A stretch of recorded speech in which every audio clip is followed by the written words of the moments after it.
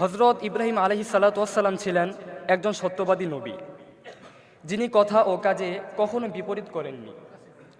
তিনি তার মূর্তিপূজক বাবাকেও নর্মভাবে তাওহীদের প্রতি আহ্বান করেছিলেন এবং মূর্তিপূজা করার কারণে তার সাথে কখনো কোনোদিন কর্কশ ভাষায় কথা বলেননি, বরং নর্ম ভাষায় বলেছেন, হে আমার পিতা, আপনি কেন এমন কিছুর ইবাদত করেন যে কোনো কিছু শুনে না, দেখে না এবং কোনো উপকারও করতে পারে না?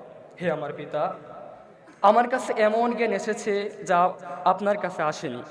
অতএব আপনি আমার অনুসরণ করুন, আমি আপনাকে সঠিক পথ প্রদর্শন করব। হে আমার পিতা, শয়তানের ইবাদত করবেন না।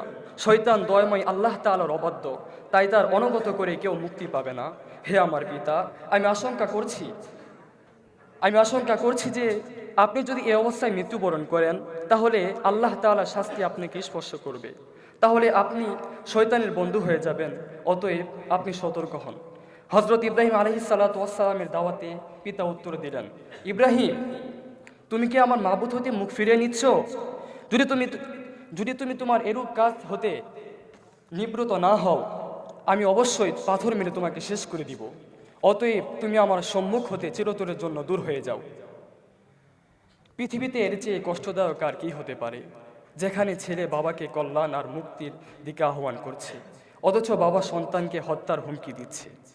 ইব্রাহিম আলাইহিসসালাতু ওয়াসসালাম তার পিতার এরূপ আচরণও রাগান্বিত হননি কিংবা আল্লাহ তাআলার শাস্তি কামনা করেননি, বরং তিনি আরও নরমভাবে বলেছেন, আপনার প্রতি সালাম। প্রিয় ভাইয়েরা, আমাদের বাবারা কি মূর্তি পূজক, কাফের?